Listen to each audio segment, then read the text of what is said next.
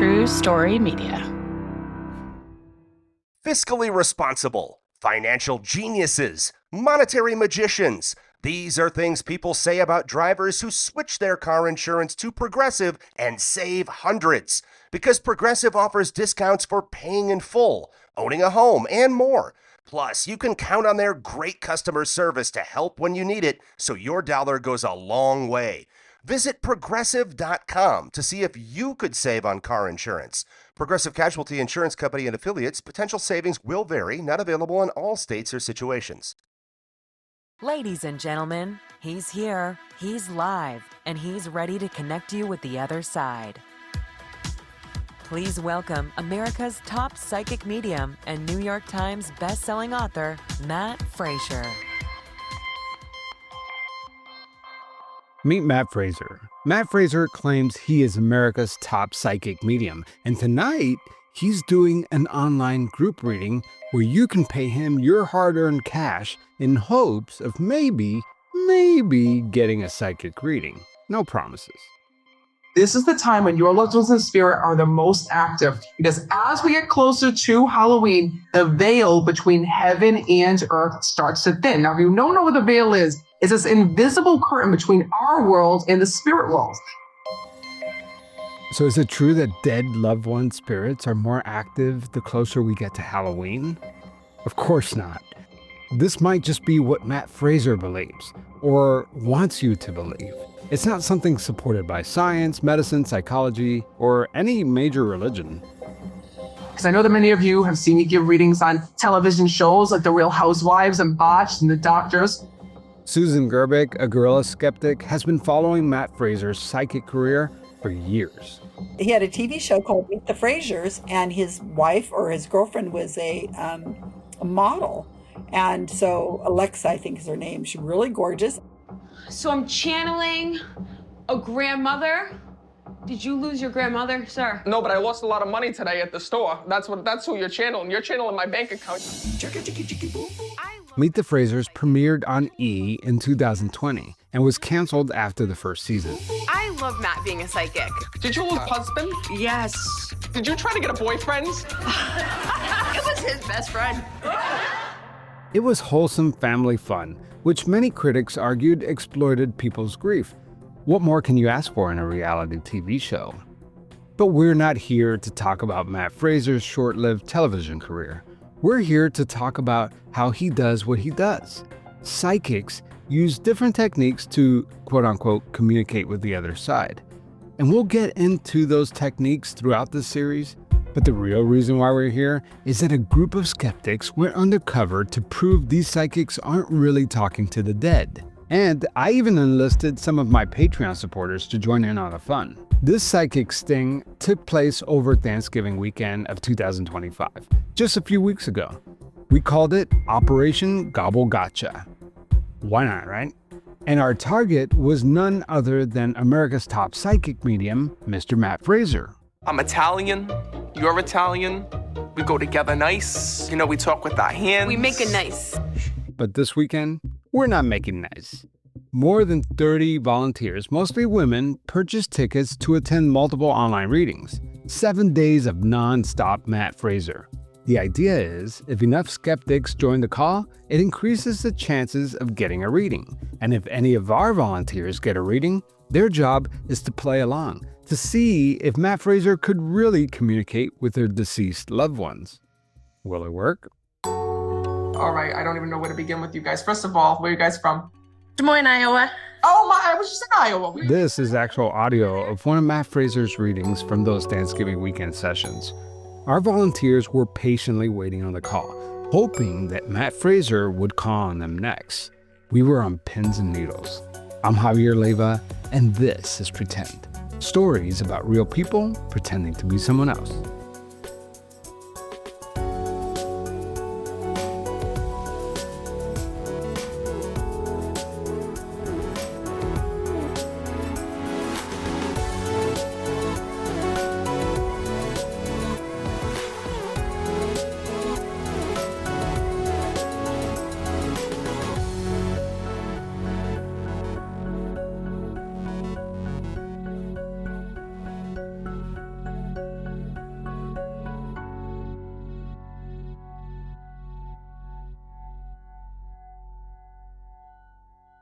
This episode is brought to you by Squarespace, the all-in-one platform for building your online presence, website, domain, the whole thing, all in one place.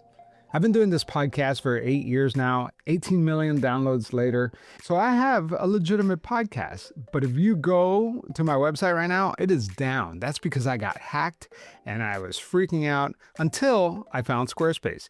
Because now I'm able to design the web page all on my own.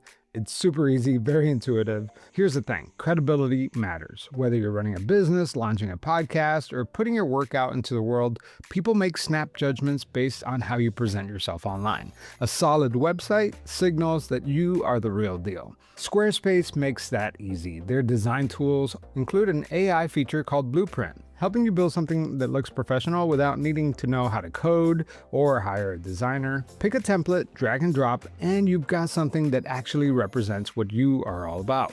And if you're trying to get paid for what you do, it's all built in. Offer services, send invoices, schedule appointments, take payments. No cobbling together a bunch of different tools. Own your corner of the internet. Head on over to squarespace.com/pretend for a free trial. When you're ready to launch, use promo code PRETEND to save 10% off your website or domain purchase.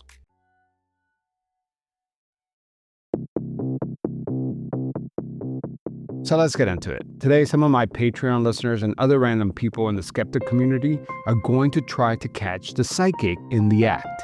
Or is it medium? Medium or psychic? Am I saying that right? And, I say psychic.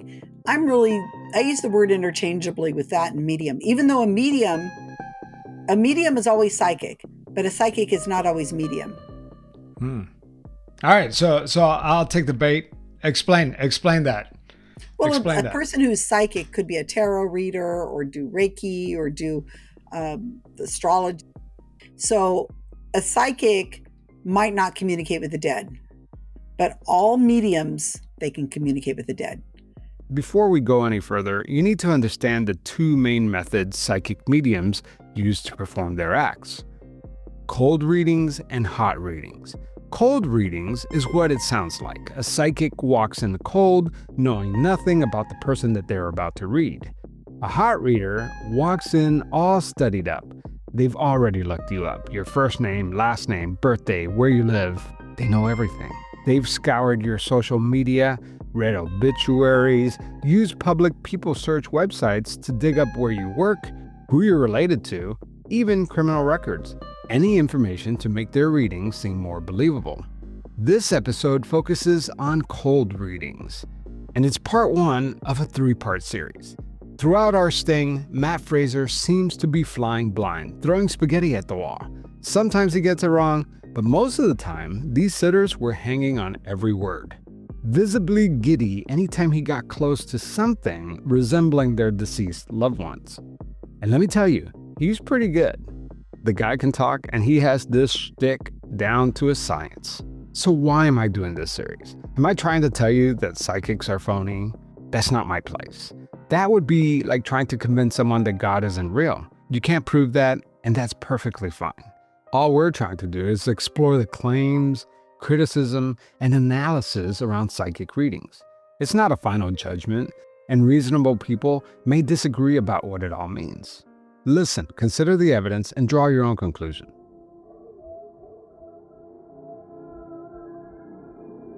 Even some people who consider themselves mediums don't like these deceptive practices. So mediumship is a business. Mediumship is a vocation. It is something you do for money. There should be a level of responsibility that you are expected to adhere to. So basically what you're saying is that people shouldn't care if they give somebody $250 and that person is just totally full of shit and lying to them? Because to me, you should care. That clip is from Mariana Clemens' TikTok feed. She is a medium who practices cold reading. Let's see, $385 an hour, or who is that other one? $850 an hour, $750 an hour. And you think that's cool? Like, here, let me give you all of this money and it doesn't matter what you're going to give me? And I want to be perfectly clear about this. We're not blaming the people receiving these readings. They are true believers. Susan Gerbic says that even with indisputable proof that a psychic was making it all up, or using deceptive tactics to speak with their dead child or mother, they just won't accept it. When you have accepted that you have a reading with your child and your child is in communication with the medium and therefore sending you messages and has told you that they love you, they forgive you, they're watching over you, that they care, they can't wait to see you again. When you've received that message you think you've received that message from your dead child, nothing else is going to work. And so they are not my target. Also, keep in mind, especially in cultures that have a belief in a life after death, why would they challenge it? It just wouldn't be something that would even occur to them. These people believe it because they need to believe it. Their grief is so painful that the only thing that eases that pain is to talk to their deceased loved one last time, to give them a message that they didn't get a chance to before they passed. If you've ever lost someone close to you, which many of us have, you know exactly what I'm talking about. Take my money, just give me one more moment with them. It's so much more comforting than to believe that there's nothing. You die, you're gone. They would much rather believe that they're going to go see that loved one, they're going to spend eternity with them and see all the other people that they loved, and everyone's forgiven and there's no fighting and everybody loves each other and peace and puppies and kittens. Anything that you loved is on the other side and they will be there with you. But after watching hours and hours of Matt Fraser's readings, I just can't see how any of these readings are worth the money. Either the medium doesn't have anything specific to say, or he's just dead wrong. At the end of each reading, I can't help but wonder if these sitters feel let down. What I am really interested in is the fact that the women who are getting the reading are trying so damn hard to make it make sense. They're trying, and it's that motivated sitter effect that I call it the motivated sitter, that he could get up there and say almost anything, and they are so enamored by this man who's, America's top medium and New York Times bestseller, and he had a TV show and he's got a beautiful wife, and, all my friends love him. You may remember Susan Gerbic from the 2019 series I produced titled The Psychic Vampires. Susan Gerbic spends most of her time editing Wikipedia pages with a group she formed called the Guerrilla Skeptics on Wikipedia. They debunk UFOs, spontaneous human combustion, and remote viewing, aka telepathy, and all kinds of paranormal topics. She's also a columnist for Skeptical Inquirer. Susan Gerbic is part of a long line of skeptics that go all the way back to Houdini, who spent most of his later years busting fake psychics coughing up ectoplasm during seances. She's carrying the torch from the late magician James Randi, who famously busted faith healers, mind readers, and other paranormal grifters. This is James Randi. I've just learned that my good friend Susan Gerbic and her Guerrilla Skeptics have received a well-deserved, no-strings-attached grant from the James Randi Educational Foundation. Back in 2017, James Randi's foundation awarded Susan a grant, which she uses to fund her Guerrilla Skeptics nonprofit organization. Randi passed away 3 years later, but Susan Gerbic is still carrying on his legacy. Which brings us to today, to Operation Gobble Gotcha. So tell me, why do you name these operations after foods like onion ring, pickle, peach pit, pizza roll, tater tot? I mean, what's the idea behind that? It's ridiculous. It's so ridiculous. It's a joke. We wanted to make sure that everything that we name them is something that somebody could hear the name, like on this episode we're recording right now. They could walk away from this and say, Operation Onion Ring. I'm going to Google that. It's very Googleable. It's a Googleable. It sticks in your mind, and it's hilarious. While most Americans were traveling to meet their families for Thanksgiving, some of us were gathering online trying to catch a psychic in a lie, a skeptic Friendsgiving, if you will. Susan Gerbic, who organized this thing, said that she was prepared. My team is much more engaged, and they're ready, and they're got their props ready, and they got their story down. Yeah, and they're nodding, and they're dabbing at their eyes. They're doing all the things they got to do. So they were writing obituaries. One had a paper with all this, like pictures of the obituary of her grandmother, her fake grandma that she had. She says, I had the whole story. Another one had a family tree worked out, and another one had something else. They had pearls. One woman had pearls. She's like literally clutching her pearls. Meet Bonnie, one of our volunteers. I set up behind me a cross and a red rose and a picture of a guy holding a fish that I got off the internet, and I had tissues here to dab my eyes. I tried to channel my inner Liza Minnelli and be very appropriate in my reactions to when these other people were being read, dab my eyes and show some surprise and smile when it was so heartwarming. When I put on all my fake bling jewelry, because I'm thinking if they're thinking I might have money, I might get sucked into this, and Did you try to come up with a backstory? I know you had all these props, but were you ready with the backstory? whatever he said, I was going to agree to, unless it had a little bit of truth to it, then I was going to deny it. I mean, I am a widow, and if he had said something about, my husband passing, I was going to say, no. So I was just going to, everything was going to be 100% opposite of what my real life is. So I think our odds are about 20% chance of getting a reading. Even if he knew we were going, he can't do anything about it because he can't tell who are my people and who are my not. Right. He doesn't know. Right. He has no way of knowing. Unless, hear me out, unless he's psychic. But here's the thing. Matt Fraser is not the only one in the dark. We, the observers, have no clue how many people are on these calls. So far, he keeps picking sitters who are not part of the sting. And we're only hearing cold reads, so it doesn't sound like he's looking somebody up or hot reading anybody. When we return from the break, we'll continue Operation Gobble Gotcha. Will Matt Fraser call on one of our volunteers and give them an accurate psychic reading? So I was cleaning out my closet last week, and I realized that half of my winter stuff is just not cutting it anymore. Let's be real. You know that feeling. Like, this coat looked great 2 years ago, but now it's pilling everywhere. And that sweater that cost way too much money is falling apart. So I hit up my go-to website for clothing, Quince. They've got all the essentials: Mongolian cashmere sweaters, wool coats, leather, suede, outerwear, you name it. But the difference is, I find that this stuff actually holds up to daily wear and still looks good. Everything is made from premium materials by trusted factories, and they have rigorous standards for craftsmanship and ethical production. And because they cut out the middleman and traditional markups, you're getting the same quality as a luxury brand at a fraction of the price. So let's do it. Let's update our wardrobe for 2026. I just recently picked up a wool coat from Quince. I keep getting compliments, and honestly, it looks good, it keeps me warm, and I didn't have to drop a fortune on it. So refresh your winter wardrobe with Quince.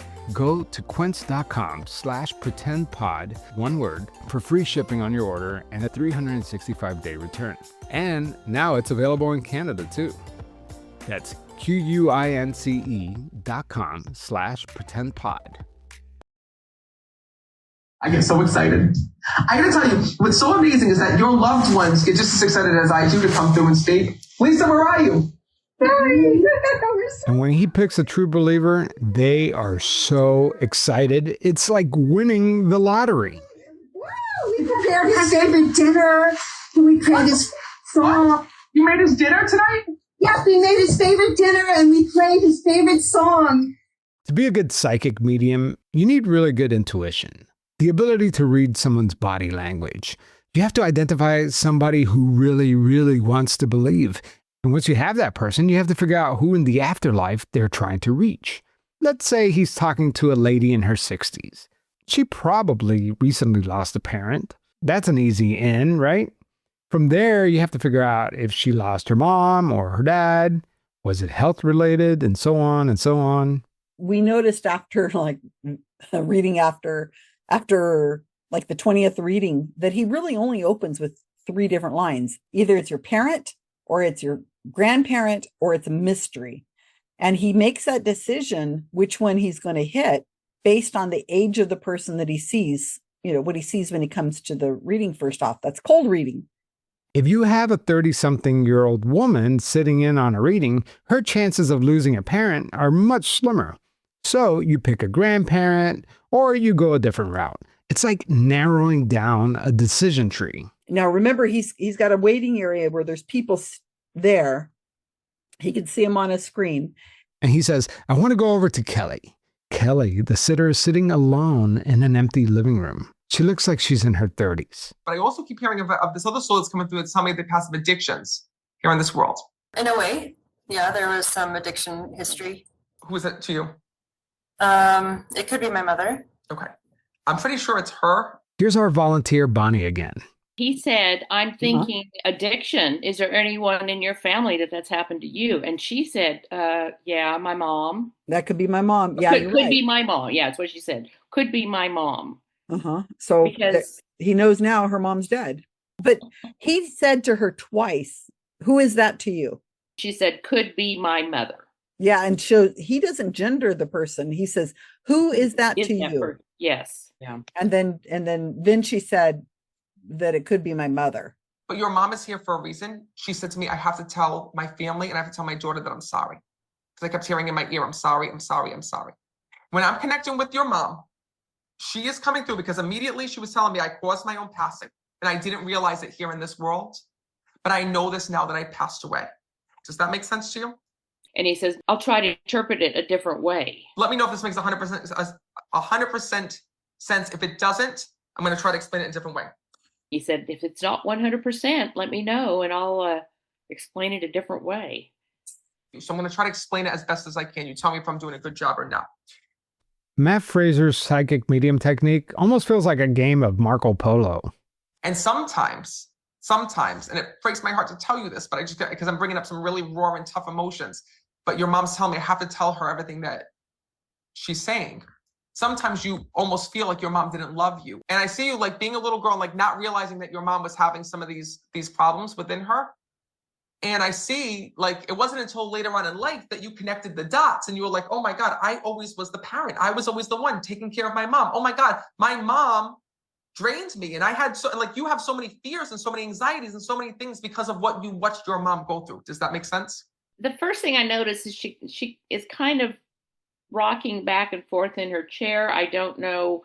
I just feel like he's dumped a burden on her because she, as a younger adult or even as a child, she wasn't aware that her mom had these problems. And it's almost like you lost your mom before she even died, because all I keep seeing is that she was under the influence of different medications and she would get very mad. She would get very upset. I just feel like she's getting dumped on by learning that her mom had mental health issues that she wasn't aware of. Her face started to turn red and her eyes started to really start to well up. She was trying really hard not to lose it. It's like he can see her, she's about to cry, and he's going, I need to push it until she cries and gets a lot of emotion. I agree with you on that. I am just very angry for her right now. I would be pissed. I would be mad if somebody told me that my childhood, my loving, caring mom is now a loving, caring mom, but when she was alive, she was not. Is her memory of her mom now completely changed, that Matt has rewritten the memory that she had of her mom? I'll give you another example.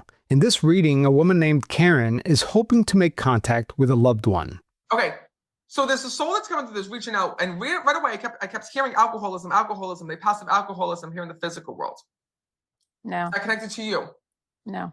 I actually kept hearing this is actually a suicide. I actually heard this person was an alcoholic. Wasn't an alcoholic, but suicide. Wait, who is that to you though? I have a nephew. It was addiction. It was a drug overdose. It's him. It's him. He's here. Okay. So listen. Here's Bonnie, our volunteer sitter, and Susan Gerbic, who are watching this reading while waiting to be called on by Matt Fraser's team. She's not got a lot of emotion either. She doesn't. No. No. So Matt first throws out alcoholism. She says no. And he says, well, I'm hearing suicide. She says, yes, there is suicide in my family. And he said, who is that to you? And she said, my nephew. Now, why did he have to ask her who it was? Exactly. Yeah. She is the one who told him all that. And he said, oh, yes, this is the one that he's here. He's here right now. He's telling me this because he wants you to know he's here. And I'm thinking, Matt, you could have just said his name. Exactly. Yes. Not at no point does he say the person's names. And I don't understand why these sitters don't get it. But why doesn't the sitter, and they never, ever, ever say, what's the name of the person you're talking about? He'll zip right on to the next person if they ask a question. Well, that's true. It's like the dead has forgotten how to say their name, but they're going to tell you every detail about their death and everything else, but they've forgotten their name. They don't even know their own initials, nothing. Even though he wasn't an alcoholic, meaning that the alcohol didn't cause his passing, right? He shows me about drinking and doing other things when I'm speaking to him. 100%. Okay. Because when a moment I'm connecting with him, he kept telling me about wanting to take his life and planning to take his life. And he was pulling me over there. Exactly. Yeah. I mean, so far, most of everything he said is generalizations. Based on what she first told him, that there was suicide, it was her nephew, and there was drugs involved. It was substance abuse, she said. And so Matt's just running with that. I just don't see that he's nailed anything. She's not buying any of it, I don't think. I mean, it's just not what she was wanting to hear or hoping to hear. What he's throwing out there, I think it's kind of remote to what she's looking for, at least. Yeah. Do you think that she came to this reading hoping to have a specific person come through? I would assume that most people come to readings with that in mind. Sometimes Matt Fraser is on fire. His fans eat it up. But sometimes his readings just don't hit the spot. And even he knows that he has to bail on this one. So I hear him saying that from the other side, what he needs you to know and what he's so upset about is not only the fact that you had to go through all of this pain and him passing so suddenly, but also letting you know in spirit that this is the reason why he did what he did. Okay. And what's also interesting is that while I'm here with you and he's coming through, I also keep hearing, Kaylee, did you lose somebody in a similar way? I didn't even say goodbye to her or anything. He just No, we just moved on. Well, yeah, I kind of think that her lack of expression is because this really wasn't the person that she wanted to know anything about. I just thought what was interesting was not when he got it right, but when he got it wrong. When he gets it wrong, it's such a disaster, and he pulls out so fast. You know what I mean? Like, some of those people weren't in there for 2 minutes max? I think about 3 or 4 minutes. Here's another reading with a woman named Haley. I see this soul that unfortunately passed in a motor vehicle accident here in the physical world. Okay. This was actually, and I'm hearing more information on this, this was actually motorcycle. I kept hearing motorcycle. I'm not sure. I kept hearing about this person. It was a one vehicle accident, meaning he was on his bike at the time, and unfortunately had passed away. We also am hearing a name that's connected to, was there Ben? Like Benjamin? Haley shakes her head no. Oh boy, gotta switch gears. We also have your grandmother here in spirit that's coming forward as well. Did she pass when you were just younger? When she was younger? No, when you were younger. Matt Fraser quickly bails on Haley, moves on to the next one. This time, he's giving a reading to a man named Mike. By the way, Mike, I gotta tell you, your mom was here because I kept hearing I'm the mother. And what's crazy is that, first of all, she immediately is making me feel that throughout your life, it was very hard to have a closness with her here in this world. She's talking about there being a lot of emotional distance between you and between her. So she's here right now because do you feel closer to your wife's mom now than you even did like your mom? No, not really. I was really close to my mom. Because she's also telling me about like Susan. Yeah, she's filling a void. I mean, I think a lot of Susan, but yeah, nobody will replace my mom, you know? that didn't work, Matt Fraser moved on to another woman named Casey and her husband, who clearly does not want to be sitting in on this reading. You need to come over here. No, this is for you. You need to come over here. This is not a me. This is a you. Sorry, this is my husband, and I knew this was going to happen. First of all, who is this to you, sir? He's my wife. No. Who is he? You mean who are you talking about? You mean? Yeah, the soul and spirit. It's the sister. My sister. Please know, first of all, that this soul is here. That, the reason why you didn't keep in contact with her, or the reason why you weren't speaking to her, the family wasn't speaking to her, is because they didn't like her significant other. Is that true? We tolerated them. Your sister is saying that she's sorry for the way she was found here in this world. Because I keep seeing about her being trying to be woken up. I keep seeing somebody going over and trying to wake her up, but she'd already passed, correct? No, she was murdered. Yikes. I think Matt Fraser was angling for a drug overdose. Murder? Didn't see that coming. Matt? Yes. I didn't want to interrupt you. I'm very sorry for my initial reaction. The reason why I reacted that way is I'm desperate to talk to my mom.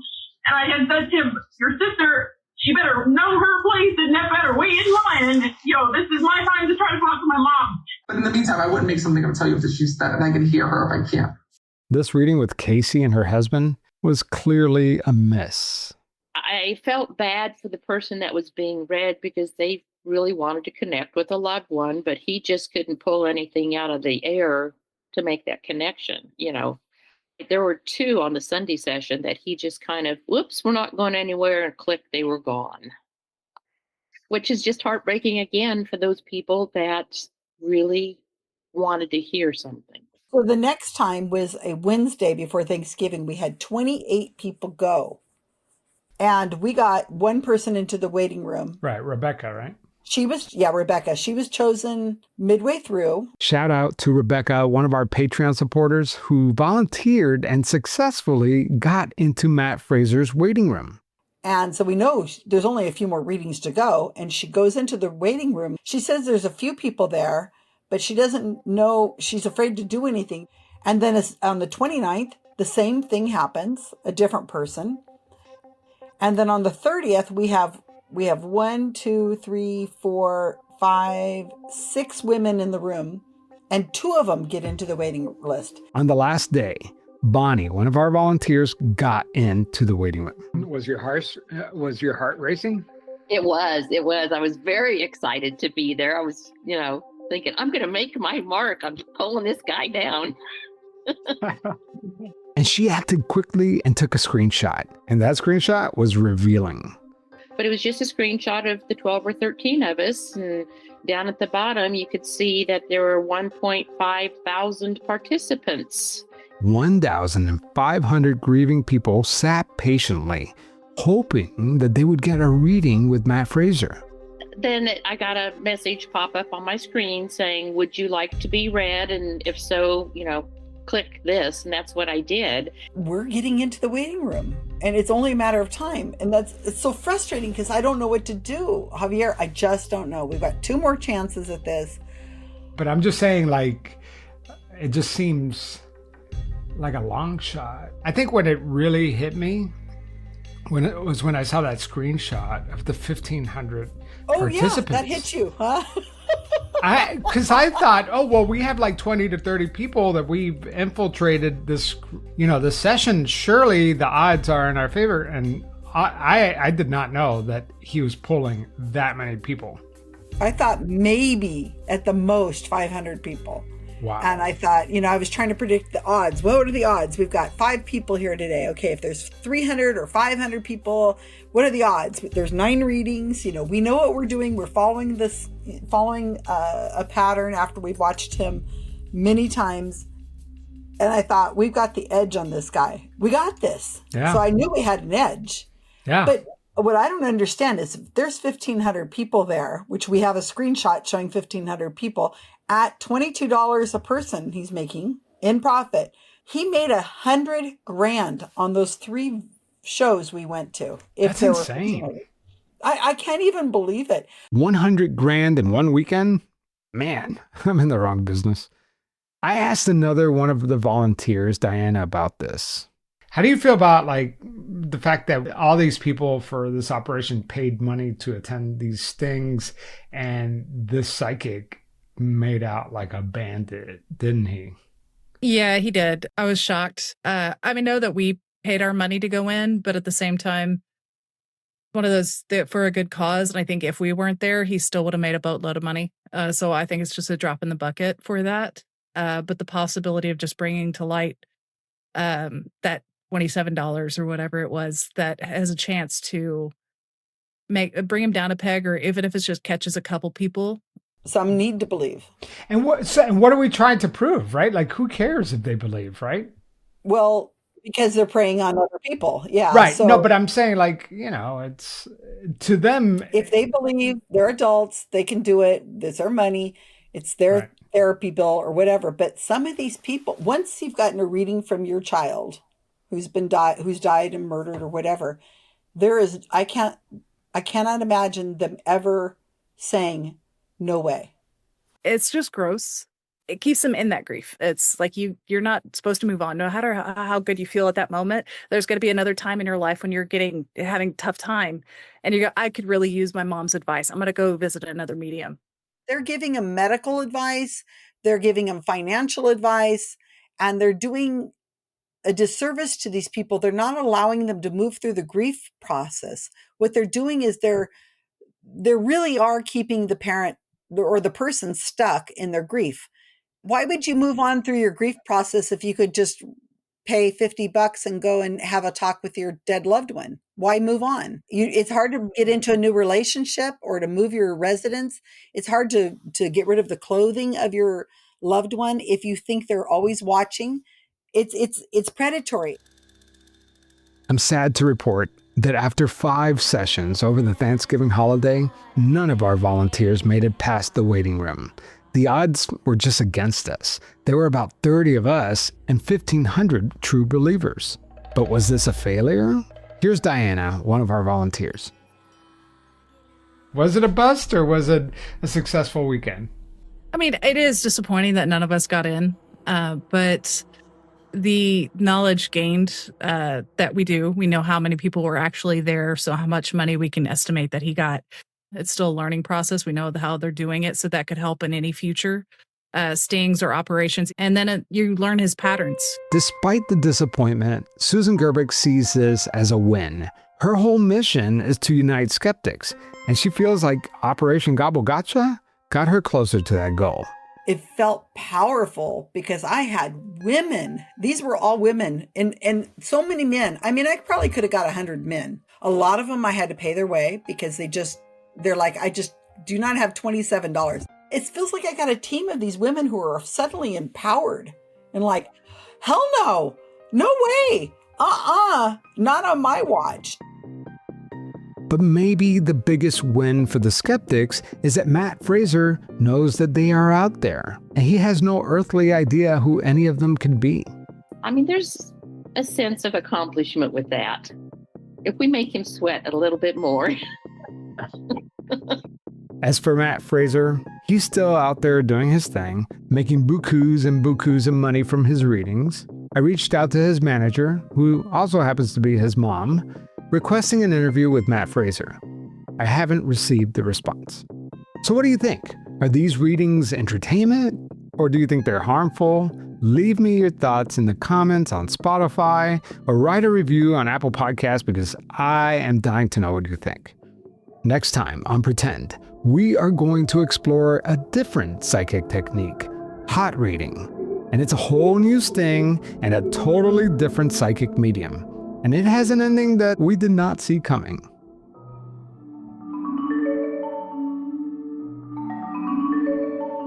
Also, if you can't wait and want to listen to part 2 and part 3 right now, head on over to Patreon or Pretend Plus on Apple Podcasts. All 3 episodes are available right now ad-free. That's it for today. See you next week.